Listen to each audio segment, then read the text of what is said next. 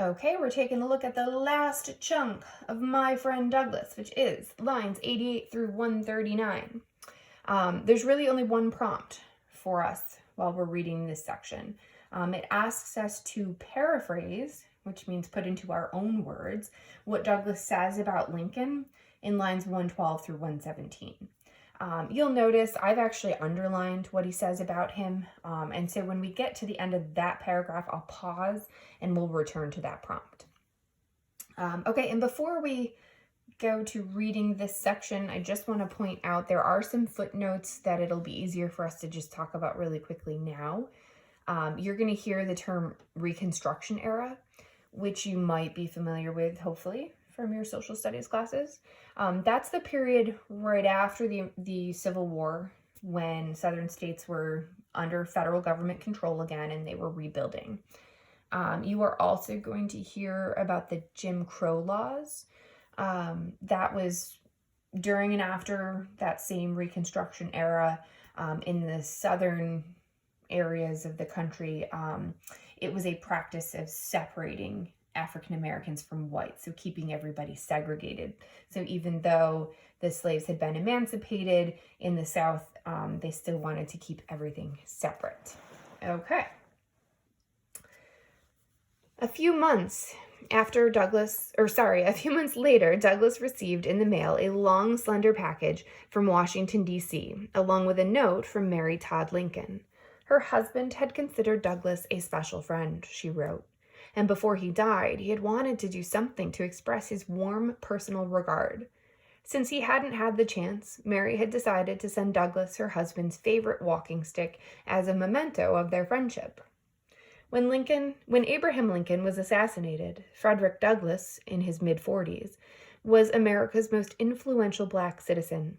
For the rest of his long life, he continued in his speeches and writings to be a powerful voice for social justice, denouncing racism and demanding equal rights for Blacks and whites alike.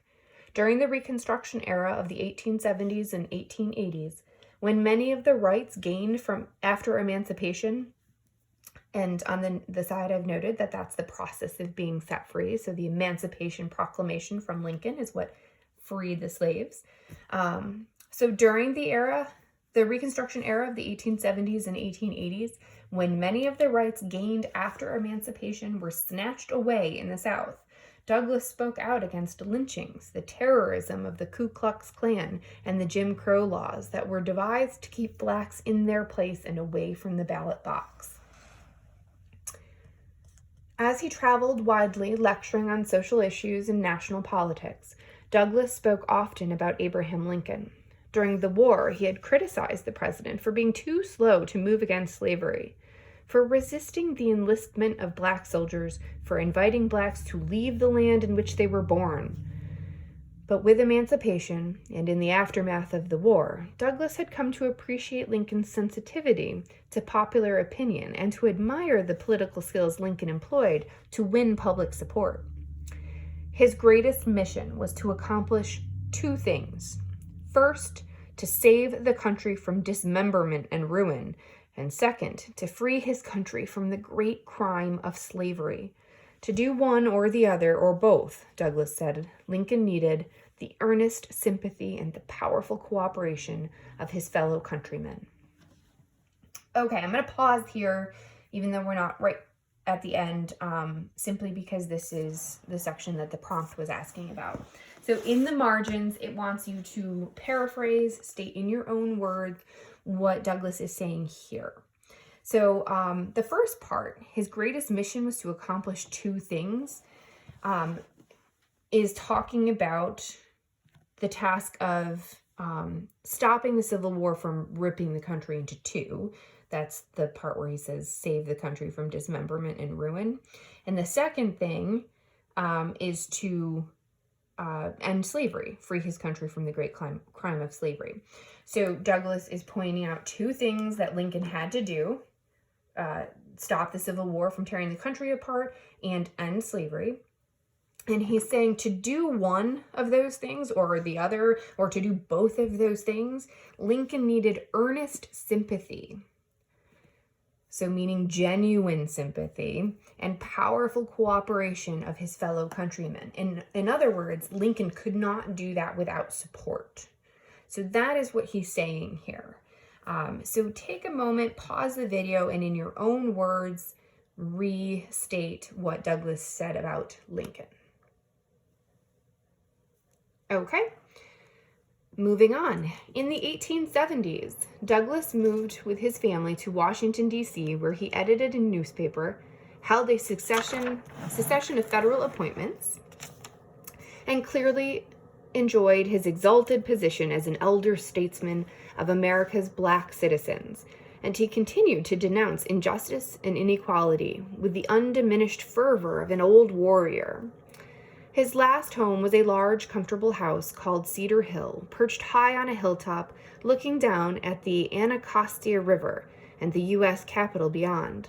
Cedar Hill had a spacious library, large enough to hold Douglas's collection of some 2,000 books. From time to time, 2,000 books? I want 2,000 books.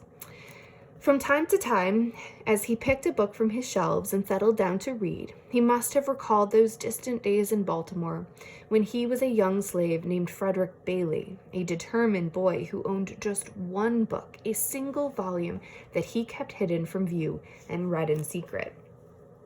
Lincoln had read and studied the same book as a young man in New Salem. That was something they had in common. A shared experience that helped each of them rise from obscurity to greatness. He was the architect of his own fortune, a self-made man, Douglas wrote of Lincoln. He had ascended high, but with hard hands and honest work built the ladder on which he climbed. Words that Douglas, as he was aware, could easily have applied to himself. Okay, so then down at the bottom, it wants us to reread the last bit. The last two paragraphs. Let's see. Well, some of the last two paragraphs. And discuss the author's purpose for including this information about the shared book.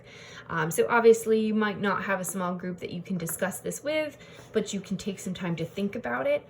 The phrase author's purpose, it's just another way of saying why did they do this? What were they hoping to accomplish? So why did they include the bit about this book that they both separately had owned and read? What does that do for our understanding of their relationship or of how they viewed each other? Okay, so what is the point of Friedman? Okay, is Friedman making about a childhood experience common to both men? So why is he highlighting this book, and how did that book affect them? So take some time to think about that. And then when you are ready, the short response down at the bottom says, what effect did Lincoln have on Douglas's life? In what respect did Douglas carry on Lincoln's work? As always, we're citing text evidence. So remember, Lincoln and Douglas didn't interact all that much. I mean, they had a handful of times that they met and talked, but Lincoln was a very important person to Douglas. Why? So when it says what effect, how did Lincoln change Douglas's life? And you can be very literal with the fact that, Lincoln emancipated slaves and Douglas was an African American.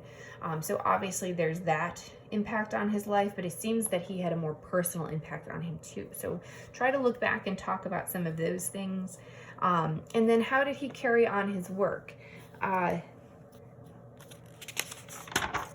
On this, let's see. This section right here talks about what Douglas went on to do. He lectured on social issues and on politics, and he really advocated for reforms and for civil rights. So in what ways did he carry on Lincoln's work? Okay, enjoy. See you later.